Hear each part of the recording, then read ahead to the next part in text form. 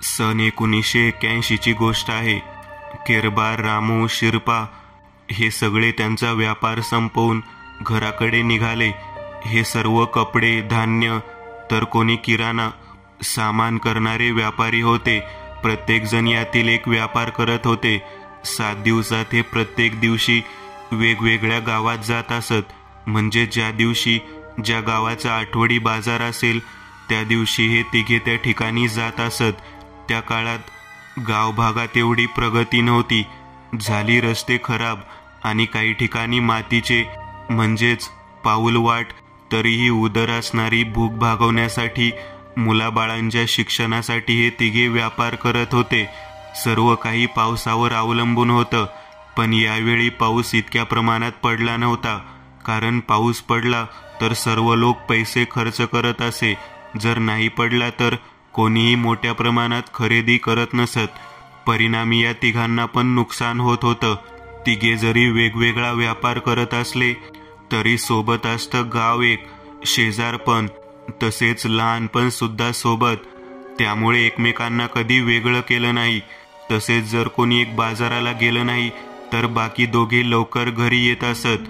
अशी तिघांची मैत्री होती. एक दिवशी एक खेडेगावात बाजार होता. तिघेही त्या बाजाराला गेले होते. सण सूद जवळ येणार होती म्हणून बाजार चांगला भरला होता. आज ते तिघेही खूप प्रसन्न होते कारण व्यापार चांगला होत होता. तिघांनीही ठरवले की आज सर्व माल विकूनच घरी जायचे. परिणामी सांज झाली पण बाजार सुरूच होता. शिरपा म्हणाला, गड्या हो, आज ढील सोडू नका. लय दिवसांनी चांगला बाजार भरला आहे. केरबा म्हणाला, हो, गणपती येणार आहेत त्यामुळे काही दिवस असाच बाजार राहील. नंतर लय अवघड आहे. त्यामुळे आताच या काही दिवसात चांगला नफा कमवू. पुन्हा नाही होणार. बाकी दोघांनीही हमी भरली आणि बाजारावर लक्ष दिलं. पार अंधार पडत आला. केरबा आणि रामूचं सगळं माल संपला पण शिरपाचा थोडासा माल बाकी होता. त्यामुळे ते दोघेही त्याच्या सोबत थांबले. शेवट सर्व बाजार संपला. केरबा म्हणाला, लेका शिरपा, चल, थोडा माल आहे, आता कोण येणार नाही. सगळे लोक निघून गेले. शिरपा म्हणाला, थांब की मर्दा जरा, येईल कोणीतरी. पूर्ण अंधार झाला पण एक इसम आला आणि शिरपाजवळचा सगळा माल घेऊन गेला. शिरपा म्हणाला, बघ, म्हणलं होतं ना येईल कोणीतरी. सगळा माल विकला गेला. आता माझ्या पोराच्या कॉलेज फीसचं ओझं गेलं निघून. बाहेरगावी असतो ना व शिकायला. बाकी दोघे म्हणाले, बरं झालं मग, पण आपल्याला लवकर निघावं लागेल. अंधार पडलाय. पूर्ण उशीर झाला तर इथंच अडकून राहू. पुन्हा रस्ताही सुनसान आहे वापस जायला. शेवटची बस गेली आताच. नंतर नाहीत गाड्या येत जात आणि वरून आपल्याकडं बैलगाड्या आहेत. केरबा म्हणाला, आपण बायपासनं जाऊ. शिरपा म्हणाला, अरे गड्या, कोणता बायपास म्हणतोय तू? केरबा म्हणाला, कोटरबनचा. रामू म्हणाला, गप गुमान आलं त्या वाटेने चला. नको बायपास कुठलाच. त्या रस्त्यावर एक माणूस दिसत नाही दिवसा आणि रात्री तर मुळीच नाही. केरबा म्हणाला, आणि मग या रस्त्यावर तरी कुठं गाडी घोडी येते? दोन्हीकडं सगळं सारखंच आहे. फरक एवढाच की बायपासने गेलो तर लवकर पोहोचू. 1 तासाचा फरक पडतो. बघा बुवा, इकडून गेलो तर उशीर होईल आणि बायपास गेलो तर लवकर जाऊ आणि पैसे पण आहेत आपल्याजवळ. कोणी लुटले तर बायपासनं जाऊ. कोण नसतं त्या रस्त्यावर. केरबाची ही गोष्ट त्या दोघांना पटली कारण आज त्यांच्याकडे बऱ्या प्रमाणात पैसे होते. त्यामुळे ते दोघेही केरबासोबत कोटरबनच्या बायपासनी घरी जाऊ लागले. हळूहळू बैलगाडी चालत होती. तंबाखू मळत शिरपा म्हणाला, आज जरा समाधान वाटलं जीवाला. बघ, बैलगाडी सामान कमी दिसतंय. बाकी दोघांनीही होकार भरला आणि रामूने शिरपाला तंबाखू मागितली. शिरपा त्याची बैलगाडी घेऊन रामूच्या बैलगाडीजवळ आला आणि तंबाखू देताना अचानक त्याच्यावरून कोणीतरी गेलं असा झप करून आवाज आला. रामूवर आकाशात बघत म्हणाला, काय होतं र? शिरपा म्हणाला, ससाना नाही तर मोठी घार असल. चंद्रप्रकाश होता. केरबा त्या दोघांच्या पुढे होता पण गप्प होता, काही बोलत नव्हता. रामू म्हणाला, केरबा असा शांत का झाला? बोल की काहीतरी. केरबा म्हणाला, चंद्रप्रकाश आहे तोपर्यंत गाडी जोरात पळवा, दिसतोय तोवर, आणि मशाली पेटवा.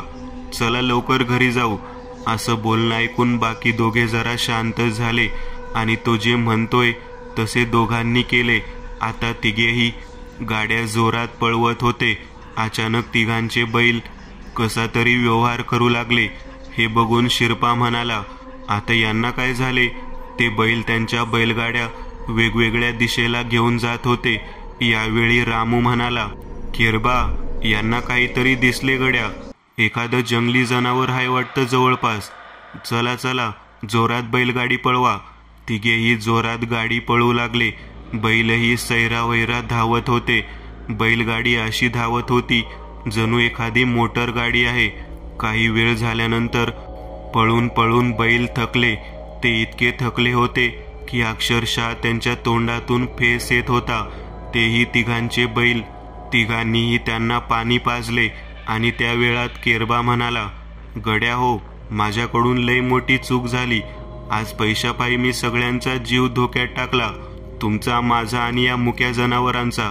मगाशी तुमच्यावरून जो पक्षी गेला होता तो साधारण पक्षी नव्हता. ती नरभक्षक रानहाडळ होती, जिनं त्या ससाण्याचं रूप घेतलं होतं. हे ऐकून रामू खाली बसला. त्याचा आवाज बंद झाला होता. एक मोठा औंढा गिळून तो म्हणाला, तरीच हे बैल एवढं धावत होते. शिरपा म्हणाला, केरबा रडू नकोस. रम्या उठले का? असं काय बसलास? लवकर इथून निष्ठायचंय बघा. आपण निम्मा रस्ता पार झालोय. थोडं 2 किलोमीटर शिव हाय गावाचा. चला, गाडीतलं सगळं सामान फेकून द्या, म्हणजे बैल लवकर थकणार नाहीत. गाडी मोकळी करा सगळी. उरका लवकर. बैल झुपा गाडीला. रामू उठला. शिरपानी जसं सांगितलं तसं सगळ्यांनी केलं. केरबा त्याच्या बैलाजवळ गेला. हात फिरवत म्हणाला, राजा मला माफ. माझ्या लोभापायी मी तुझा जीव धोक्यात टाकला. माझ्या लोभापायी मी तुझा जीव धोक्यात टाकला. पण आता माझा आणि तुझा जीव तुझ्या हातात आहे. जीव लावून पळ बाळा. आज ढिला पडू नकोस. मारुतीराया वाचव. एवढ्यात एक मोठा भयानक आवाज आला आणि आकाशात एक मोठा भयानक पक्षी झेपावला. त्याने जणू पूर्ण चंद्र झाकला. तो या तिघाच्या दिशेने येत होता. शिरपा म्हणाला, राम्या, केरबा, चला. आणि जे या तिघांनी बैल गाडी पळू लागले, जणू जीवनाची शर्यतच होती. ती बैल पण सगळा जीव एकवटून पळत होते. पण काय फायदा? त्या महाकाय पक्षाने शेवट यांना गाठलंच. सगळ्यात मागे रामू होता. तो पक्षी रामूच्या डोक्यावर आला. महाकाय पंखाची झेप घेत उडत होता. शिरपाला त्याची सावली सरळ दिसत होती. तो रामूला म्हणाला, राम्या, वर बघू नकोस. काही झालं तरी वर बघू नकोस. तो पक्षी जोरात किंचाळी मारत होता. केरबा सगळ्यात पुढं होता. त्याला पुढं गावाचा शिव दिसू लागला. तो शिरपाला म्हणाला, शिरपा, शिव दिसू लागलाय. गाड्या जोरात पळवा. शिरपा रामूला तसंच म्हणाला. तिघे अगदी समान अंतरावर, समान वेगावर गाडी पळवत होते. कारण एकही जण मागे राहिला तर एकटा पडल्याने तो आणखी घाबरेल. त्यामुळे सोबत राहायचे ठरले होते. तेवढ्यात तो पक्षी रामूच्या अगदी जवळ आला आणि त्याने जोरात किंचाळी मारली.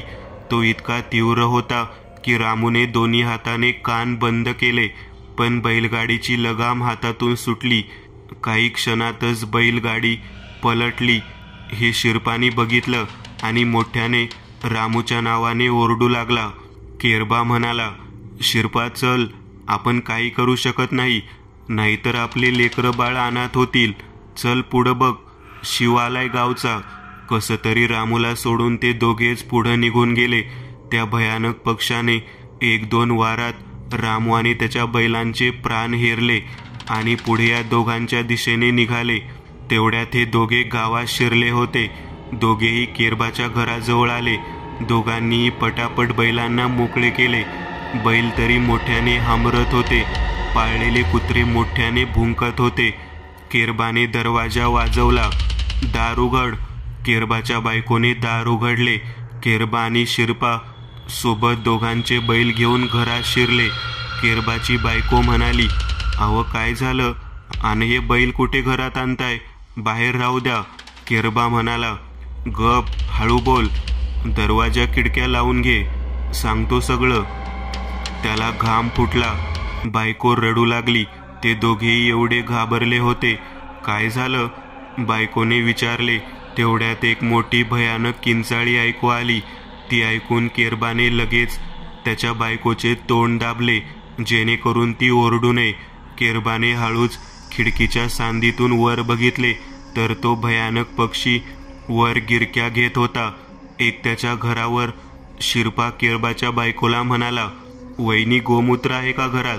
तिने गोमूत्र आणले. शिरपा म्हणाला, केरबा, हे घे. लवकर सगळं गोमूत्र अंगावर टाक. अंगावरची कापड काढ. त्याला आपला वास जातोय. केरबा म्हणाला, एवढ्यावर कसा वास जाईल? शिरपा म्हणाला, अरे बाबा, सैतान आहे त्यो. तू मी सांगतो ते कर. दोघांनी सर्व अंगावर ते गोमूत्र शिंपडून घेतले. अर्धा तास झाला. तो भयानक पक्षी सगळ्या गावावर गिरक्या मारत होता. सगळ्या गावातील कुत्रे भुंकत होते. शिरपा म्हणाला, केरबा लेका, आता एकच पर्याय आहे.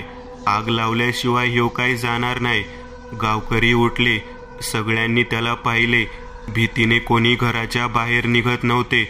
शिरपा म्हणाला, केरबा, गड्या, तुला आता एक काम करावं लागल. तुला वैरण पेटवावी लागल. केरबाने न विचार करता हातात मशाल घेतली आणि ती घराबाहेरच्या वैरणीवर टाकली आणि वैरण पेटली. काही वेळात मोठी आग लागली. सगळ्या गावात ती आग दिसत होती. शिरपा म्हणाला, जे होईल ते होईल. मेलो तर मेलो म्हणत शिरपा घराच्या छतावर चढला आणि मोठ्याने ओरडू लागला, आपल्या आपल्या वैरणी पेटवा. सगळे आपल्या वैरणी पेटवा, नाहीतर सगळं गावात जीवाला मुकल. आगीमुळे तो पक्षी, तो दानव शिरपा जवळपास जाऊ शकत नाही. हे गावकऱ्यांना कळाले. लागली सगळे गाव एकजूट झाले आणि सगळ्यांनी वैरणी पेटवल्या. सगळं गाव आगीने होरपळून चाललं होतं. काही वेळातच तो भयानक पक्षी एक मोठी किंचाळी मारत निघून गेला. सगळे गावकरी हळूहळू केरबाच्या घरी आले. जुने दोन म्हातारे केरबाला म्हणाले, कोटरबनच्या बायपासने आला आहात का? केरबाने रडत होकार दिला. रामूची मुलगी आली. केरबाला विचारू लागली, बाबा कुठे आहेत? केरबाने रामूच्या बायकोला हात जोडले. तीही समजून गेली. लहान मुलीला म्हणाली, बाबा देवाला भेटायला गेले आहेत. थोडा वेळ लागल, तू झोप आता. लहान मुलीला झोपी घालून ती बाहेर आली न मोठमोठ्याने रडू लागली. सगळे तिला सावरू लागले. इकडे हे दोघेही रडू लागले. ते दोन म्हातारे त्यांच्या जवळ येऊन म्हणाले, बाबांनो, जे झालं ते विसरून जा. आणि आता नीट ऐका. ती रानहाडळ परत येणार इथून पुढचे 15 दिवस. त्यामुळे तुम्ही दोघं घराच्या बाहेर निघू नका पुढचे 15 दिवस. आणि ते दोन म्हाताऱ्यांनी सर्व गावाला सांगितले, आता नीट ऐका. पुढचे 15 दिवस लय हुशारीनं राहावं लागेल. ते आज आकाशात जे काही होतं ते उद्या परत येईल.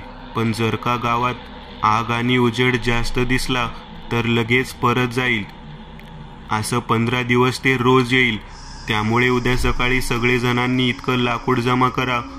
15 दिवस गावात जागोजाग एक मोठमोठे आगीचे टेंबे दिसले पाहिजेत. नाहीतर आपण वाचू, नाहीतर सगळे जीवाला मुकणार. तिथून पुढे 15 दिवस गाव आगीने हुरळून गेलं. दुसरा अनुभव. चौकटी बाहेरचा आरसा. गाव रुंदे. महाराष्ट्रातलं एक विसरलेलं गाव. खूप वर्षांपूर्वी इथे एक जुना वाडा होता, वर्धनवाडा. मोठी भिंती, लाकडी झुंबर आणि मुख्य दरवाजाच्या उजवीकडं असलेला एक भला मोठा आरसा. हा आरसा गावात दिसणारं भविष्य म्हणून ओळखला जायचा. लोक म्हणायचे, जे या आरशात दिसतं ते आपलं भवितव्य ठरतं. परंतु 1987 मध्ये एक विचित्र घटना घडली. वाड्याच्या मालकाच्या मुलीने त्या आरशात स्वतःचा मृत्यू पाहिला. काही दिवसांनी ती नक्की त्याच पद्धतीने मेली, गळफास घेऊन त्या आरशासमोर. त्यानंतर वाडा बंद झाला. सध्या पुण्याहून आलेली श्रुती ही एक मनोविकार तज्ज्ञ. तिला अलीकडेच तिच्या रुग्णाने सांगितलं की त्याच्या सर्व भीती एका आरशात बंद आहेत. जेव्हा तिने खोलात विचारलं, तो म्हणाला, रुंदे गावात एक वाडा आहे, तिथे तो आरसा अजूनही जिवंत आहे. माझं भय त्यातूनच मला खातंय. श्रुतीला अशा गोष्टीवर विश्वास नव्हता, पण तिच्या संशोधनासाठी ती त्या वाड्यात जायचं ठरवते. ती पोहोचते.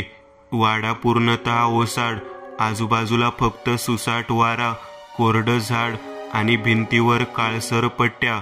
पण आश्चर्य म्हणजे आरसा तसाच होता, झाकलेला पण तुटलेला नाही. रात्र श्रुतीने आरशाकडे पाहिलं. तिने झाकण काढलं. आरसा धुळीने भरलेला पण अजून चमकत होता.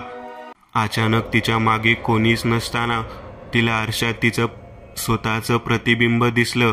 पण डोकं पूर्ण काळं, डोळे पांढरे आणि तोंडातून हळूहळू काळसर धूर बाहेर येत होता. ती दचकली. वळून पाहिलं पण कोणीच नव्हतं. पुन्हा आरशात पाहिलं. यावेळेस आरशात तिला तिची आई दिसली, जी 3 वर्षांपूर्वी मरण पावली होती आणि ती तिच्याकडे पाहत हसत होती. तो हास्य कुठलंच ममत्व नव्हतं, ते कधीच न पाहिलेलं काहीतरी होतं, क्रूर, गूढ आणि घाबरवणारं. श्रुतीने गावातल्या एका वृद्ध व्यक्तीला विचारलं, हा आरसा इतका भयानक का आहे? तो वृद्ध म्हणाला, हा आरसा नाही, हे एक द्वार आहे.